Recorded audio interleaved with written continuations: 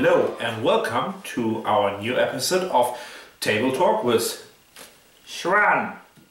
What is this one? And Nils. Okay, today we are talking about Abyss, the new game from Bombyx. And yeah, we have it over here. And again, it's Showan, the expert for the rules. I have freaking no idea why always you are the expert for the rules, but it's yours. I study, I do my homework. Oh, okay. Come, let's go over to it. Abyss is a 2 to 4 player game in which players are going to try to become the new ruler of the underwater world known as Abyss. And they're going to do that by affiliating allies, recruiting lords, which will eventually help them control locations. Now on a player's turn, they have one of 3 possible actions they're going to do. The first action is they can explore the depths, which is up here.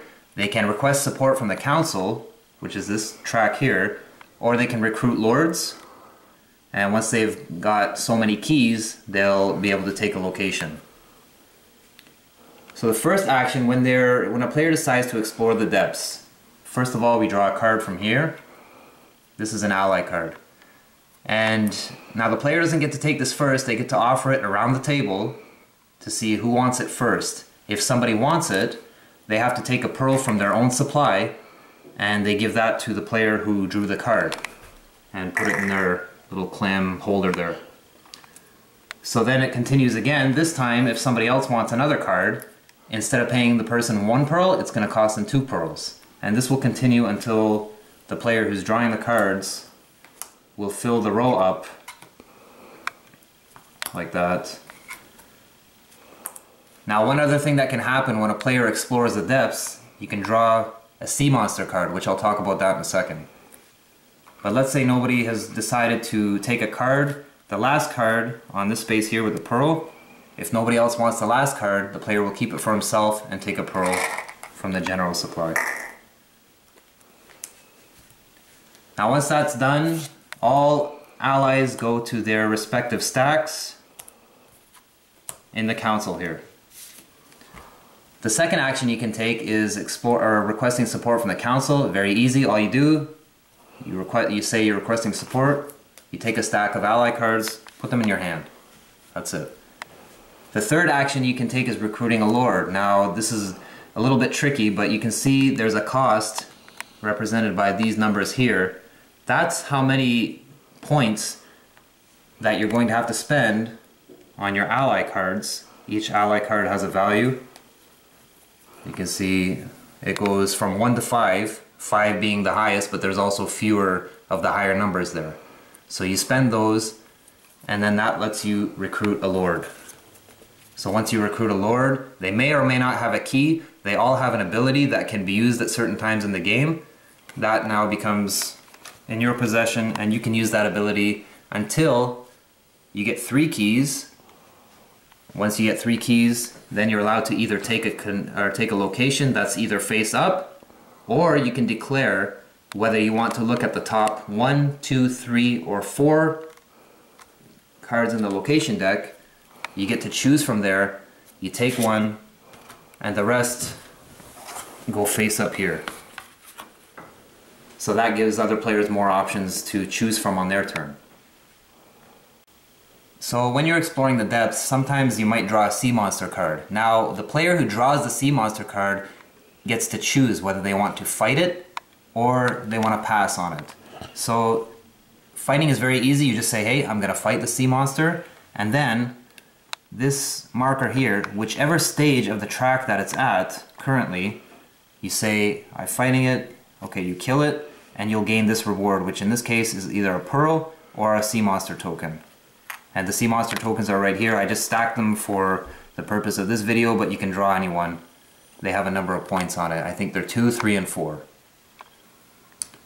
So if I pass, then I can move this down. You know, the farther it moves down, the better the reward. That will also help me gain keys, which I can then use to get a location. Once you've recruited 7 lords, the game, that's the end of the game, is triggered, and then we move on to final scoring. Okay, thanks a lot for the rules, and now let's talk a little bit about the game. So, yeah, first of all, I have to say that at this time I like the pearls. So this is really good. This is But you know exactly, I'm really addicted by good quality and good materials. They are a little bit light, so they are jumping around on the table sometimes and falling down from the table and rolling through the room. But this is okay. They should have included double the amount because they go everywhere. I'm pretty sure that's the most expensive thing in the whole game. So probably. It's sweet. I like it. Speaking about material, this is not in the box. It's not included in the game. You printed that out on Board Game Geek, or yeah, there was I forget his name. I'll have to put it in the comments. There's a user that created this, and you know you can download it, print it out, and I just thought that was really cool to hold the cards. Yeah, definitely. So don't expect that to come with the game. Okay. For me, there's nothing really specific new from the mechanic in the game, but the combination of the choose either to put all the cards out here and offer them to the other one, or take cards in your hand and then buy something for your cards in your hand. That's really streamlined. That's easy to play and fast to play, and you don't have to spend a lot of thoughts what's going on. You easily flow with the game. Yeah, exactly. I don't think there's anything new in this game, but it combines a number of different elements like card drafting, hand management, set collecting. It just kind of blends everything into this nice, smooth, polished game, which is not a very long game. I mean, under an hour is an acceptable time. It just plays really well. It's very smooth and it's very streamlined and easy to play it. I mean, I've taught it a few times and it's really well done. I love it. Do you think there's a lot of luck in, because this numbers here is the value of the card, in this case of 4, and there are a lot of number 1 cards in it. So once you're revealing the card and put it out here and you have to offer them, do you think there's too much luck in it for revealing this, or is that over the course of the game okay? I mean, sure, there's a little bit of luck, but I don't think it's anything significant, because when you're done with the cards, you can discard them, so they will come back to the draw deck eventually. Yeah. But yeah, I wouldn't say that this is a game where it's heavily based on luck. I wouldn't say that. No, me too. So, especially because all the cards you're not wanted to take, it comes over into this council stacks here, and you put it in your hand. And it doesn't matter if you have here no 5 or 4s in it, because the number 4 or 5s will be picked up and with the pearls, but you get a lot of 1s and 2s in here, and it's also fine to buy all these lords. So in the initial thought I thought, oh, it's a lot of luck, but over the course of I played the game 2, 3, 4 times. I thought, no, it's not a big issue with the luck. No, I mean, when you recruit a lord, you have to recruit, or you have to affiliate the ally that has the lowest value. So I mean, if you're buying something with a 4 and a 2, the 2 is going to stay in your group there, and this will get discarded. Yeah, but you try to pay with points. But you try to pay with if you have to pay 6 with 2 3s instead of a 4 and a 2, or instead of a 5 and a 1. Or you could use a card that is a 4 and then use 2 pearls, because pearls also can be used to make up the difference of the cost. So that's one way. Yeah, there's a little bit of strategy there. You know, you can use a bunch of low cards, or you can use a higher card and some pearls to have that affiliated ally in front of you that's worth more points at the end of the game. I figured also out that all of these lords have very clever abilities. So there are lords in it that allows you to shuffle through the deck if you want to look for a specific location. The locations there are high point and low point locations in it, and you're really interested in the high point locations for the end scoring, because this is a really key to win the game, the locations. Yeah, like I would say without any locations. Have you ever played a game? No, definitely not. Okay. No. Yeah, somebody has always finished the game with at least one location, because they. I don't think it's possible to play. Oh, maybe it's possible. Well, yeah, I guess you could recruit 7 lords that don't have keys, but you really wouldn't get a lot of points. Like, some of these locations give you points for allies that you have affiliated with you, for lords that you have of a certain color. There's a variety of things that they give you points definitely, for. But yeah, you're gonna get the big points from these things here. But the variety from the abilities are from really good to useless. Yeah, but the useless ones have usually high point values, so they have 12 points or 11 points, and the other ones have just 5 or 6. Or in this case, they might just have a key, which you need that to get the locations. So, yeah, I like the idea that there's a huge variety in the lords. Yeah, I mean, you can tell the abilities.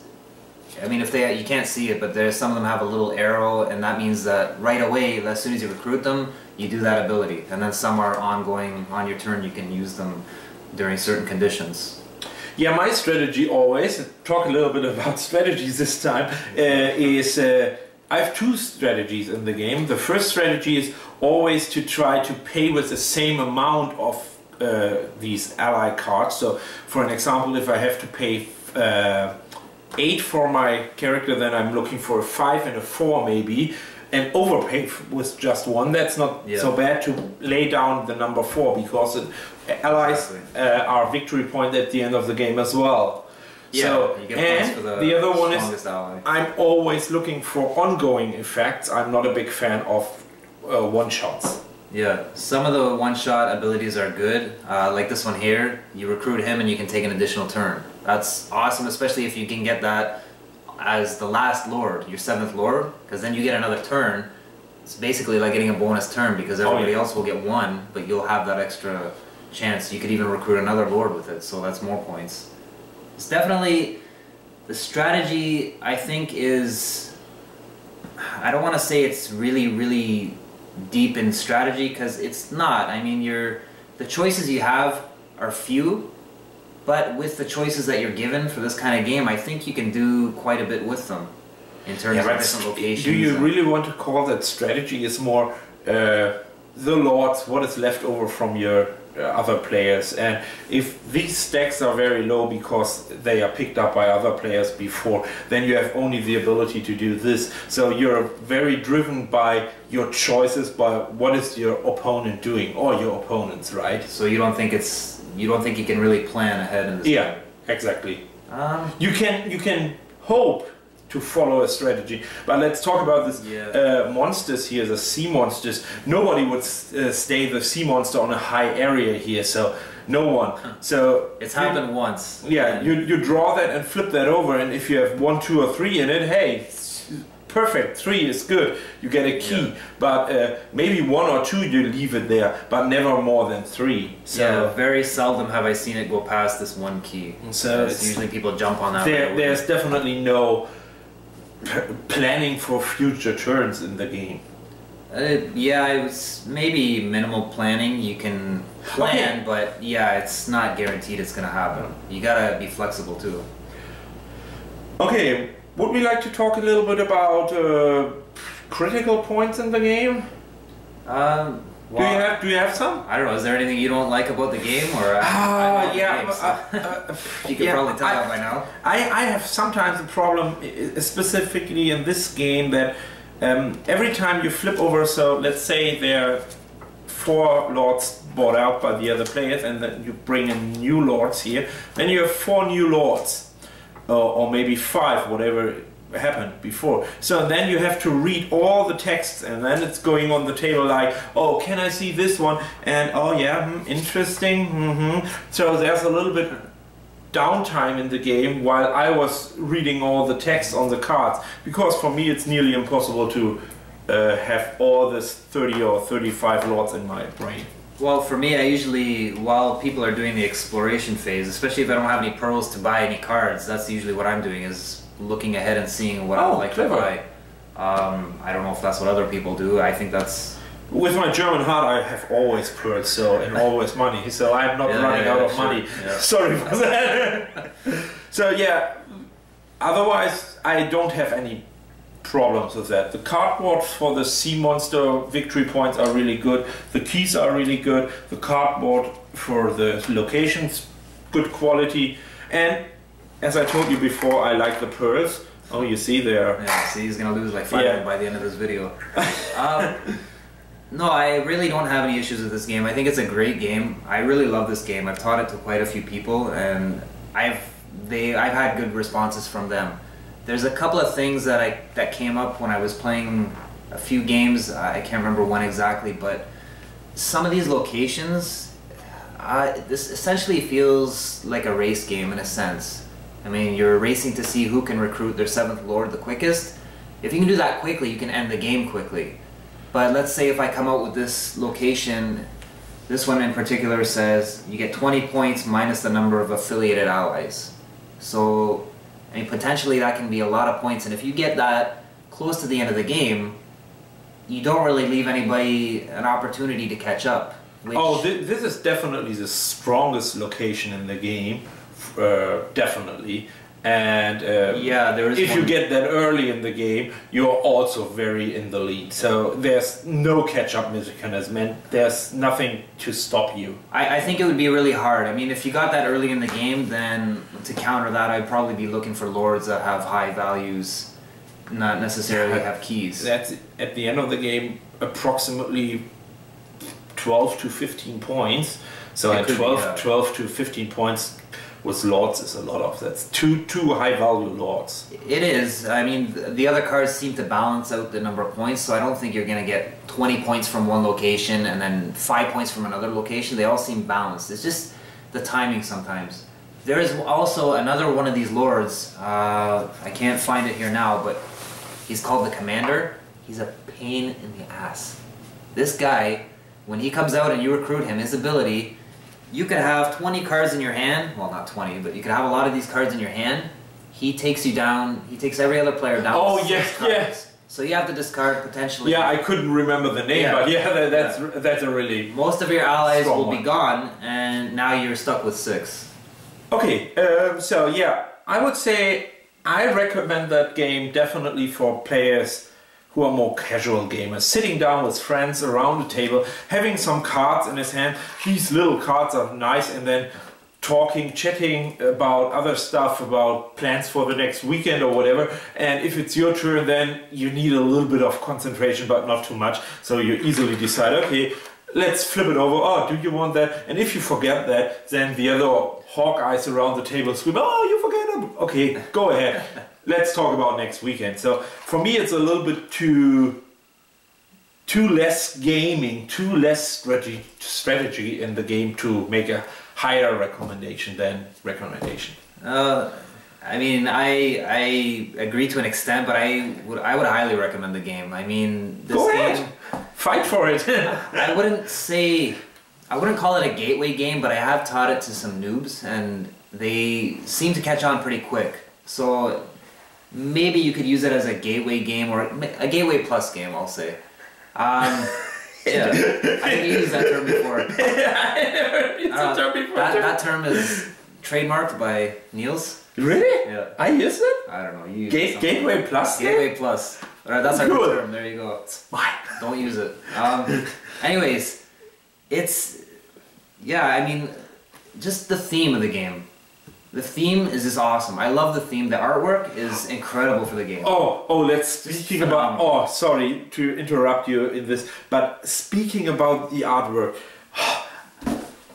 I have no idea if you saw this box cover. There's no name on it, which is always a plus for me. It's kind of mysterious. Only on here. Yeah. But speaking about artwork, they produced 5 different of these faces representing the 5 different races underwater. Yeah. So, and all these 5 different faces, that looks so awesome.